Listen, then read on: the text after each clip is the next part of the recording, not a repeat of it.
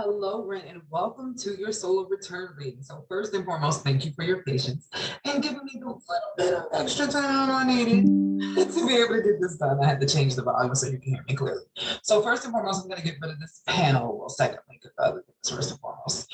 And then we're going to focus here. So this is your natal chart. And I wanted to hit on this first just so we can get a good idea of what you're doing in general. So your natal chart is the blueprint for your life in totality, what you're doing in this life as Ren, because Ren has been many different names, many different races, religions, or genders over the course of hundreds or even thousands of years.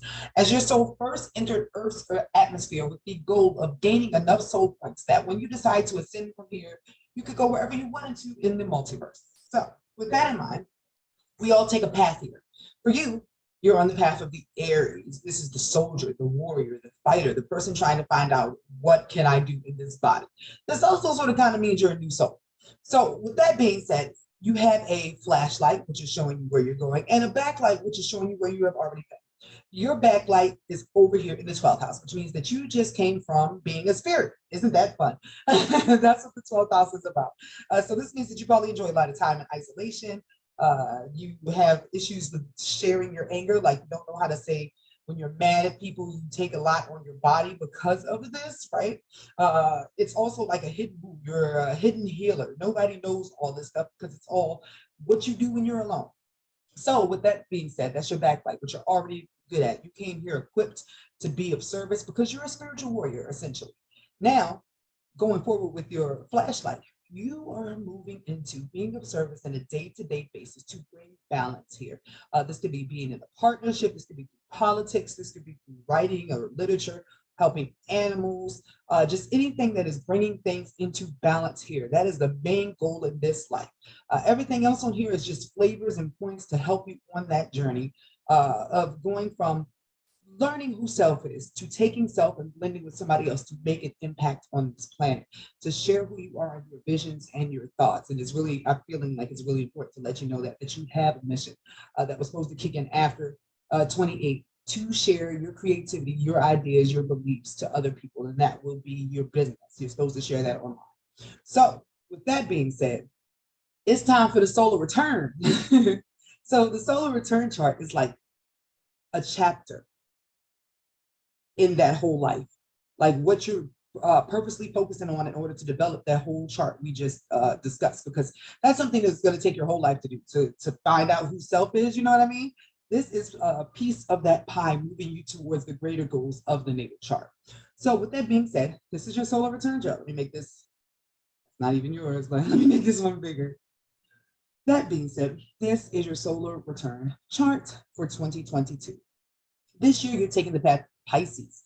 This is about being selfless, giving of self. This is about being emotional, sharing your channelings, your thoughts, your feelings. And for you, your dreams are probably wild right now. And I say that because you have your sun in Pisces as usual, but it's in the 12th house this year. That means that you're going to need some selenite, some crystal quartz. You're going to be extremely sensitive to other people's energy, and you're going to need to recharge more because of that.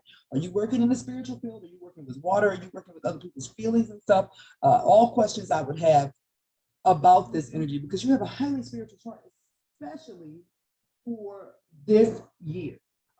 With you taking the path of Pisces, this is about learning to be for other people. This is about giving of self. I don't want to say selflessly, but it is sort of selflessly. On this path, you're going to have, once again, that backlight and that flashlight. In this year, at this particular age, sorry about that, the phone went off and I got a little frazzled. You're going from studying, learning stuff all by yourself, going through experiences that transform your belief system, right?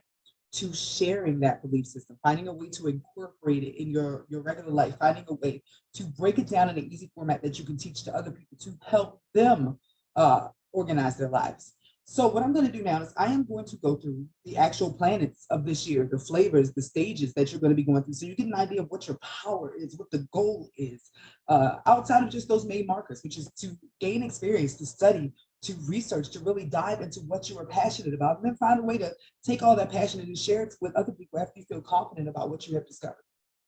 So with your Jupiter in the first house, so first and foremost, this first house is how you appear to the world, who you are. This will be the energetic overlay that's over your body for this year, by the way. This is like you are a guardian angel. You're receiving messages for everybody. When you walk around your radio, your crown is pinging on messages for everybody. So you'll be like a little fairy unless you like keep your head covered and keep protection on. That's why I said a lot of this can be draining and you'll require time alone. But you are channeling because of this Neptune. That's how your messages, your radio is coming in. Just as you walk around, you're receiving messages and ideas and constant inspiration, whether you're awake or asleep. And this one, there's something big going on. So your palace, which is your unique genius, and your Chiron, which is the wound that you're meant to overcome to help other people, are in yourself. This is a year about putting self aside or realizing, hey, there's something unique about me, and I have to embrace that because it's for a reason. Like this is an emotional journey, and I say that because your moon is opposing these things. Like you're afraid of yourself, but in order to do what you need to do, you have to love yourself. And there's something about any partnership that you're going to be in because you're emotionally tied to a partnership this year, and there's a karmic one that is meant to come around for the sake of healing those parts of you that you don't necessarily see the beauty in, right? So the next house we have is the second house. This is your values, your moral values, but also your financial values. For you, you're going to be aiming money as yourself, maybe doing something athletic, doing something active, just maybe being a pioneer, even be something like scientific, just doing something that involves your body. But you don't have a planet there, even though yourself is very important, like you're your brand this year, right? This Taurus energy of art, music, earth, grounding, banking, anything that's building is where the big change happens for you. Maybe sharing what you do online, selling what you do online. Do you garden? Do you sell painting? Do you sell artwork? Do you sell your voice? Is that a thing? Are you into spiritual work? Because that really keeps popping up for me too. That's where the big change comes for you. That's where your money kicks in, and it's a real fast change that comes through once you step into that energy of sharing your knowledge. And I say that also because that North Node is in Taurus. This is lining up for you to step into teaching all those things you have learned for yourself. Those hard-earned lessons are going to pay off. Now, your series, which is the place you need nurturing and how you nurture other people, will be through words. Communication is going to be big for you, talking to other people and assisting, and also having them assist you because every person you come across is going to have a message for you as always. So that'll be nice to know. Once again, I'm going to reiterate this is why you're requiring so much time alone. This year, you're going to be learning a lot. Your IC is in Gemini. This means that you're reading, writing, looking everything up. You're inquisitive this year. And that's also where your Lilith is. So you might have to look out for how much time you want to avoid people also, even though you need the time alone. Your dark feminine energy is going to be in the need to know, the knowledge, that big brain energy. Once you start moving towards what you love and what you're really passionate about and stepping into who you actually are and overcoming everything that's held you back before, it's going to start feeling way intense for you. The other part of you is going to be really a homebody, just enjoying food, fun, family. There's no planets in fifth, so you're really not focused on that, which is dating. What's the word I want to say? Dating or just little flings. You don't want any flings. This is not that time for you. Now, your day-to-day life, you're meant to be entertaining, sharing your self-expression, which has to do with home and all that sort of stuff, which is important. The divine feminine pops up as being very important for you too. Speaking to females, helping them with something. Because at the end of this, you also have Virgo. So this is the healer, the person using their words to heal. And this leads into your seventh house, which is your marriage house, your partnership house, but also the house of how you appear in the public eye. Now, there is a, once again, karmic relationship that is on the way. This doesn't mean necessarily that you'll get married during the time, but I see a lot of times that you'll meet somebody who will be a long-term partner or somebody who could potentially turn into your mate one day. With your moon in partnership, whatever relationship that you're starting right now, that is your sprinkle of luck because it is part of fortune right here. It's the thing that is assisting you this year balance all the difficult work you're going to go through with having to dig through your wounds of self from like childhood and stuff.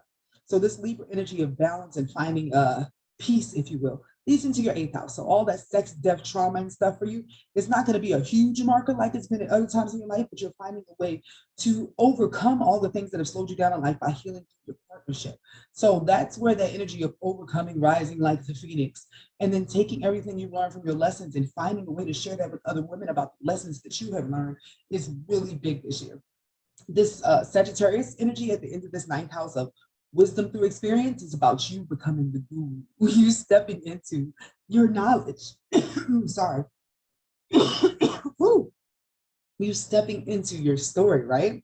So this peak for you around December, right? Around this December, will be yeah, you finally being at the point where you're traveling, you're speaking to other people, you're filling people with optimism, and you have a business that gives you the freedom that you desire. And that is going to be because you're meant to have a business online. You see this Venus, that's how you earn your money. Mars, that's your drive, your passion, the fire behind your business. And Pluto is like your power, your force, right? That is all in your 11th house. So as soon as you get your business online and you put yourself out there in a certain network or sharing whatever entrepreneurial skill that it is that you have, it's going to light like fire. Now, this 12th house you have here, which is the end, the collective energy of everything, the dissolution of all things that could be your undoing if you ignore them. The ideas you have for collective, the collective, and by collective, I mean humanity. You're sort of bound to being online, to speaking up about what you see, to being the rebel. I don't want to say anarchist, but I'm not gonna lie. It means that you're supposed to be doing something that makes a wave and it might ruffle some feathers. So whatever you're seeing in your dream, whatever that message that is recurring in your head, it's time for you to take that message and get comfortable with yourself enough for you to deliver it. So if you have any questions, I very much look forward to these. And thank you. Thank you so much for this opportunity. And congratulations on your relationship.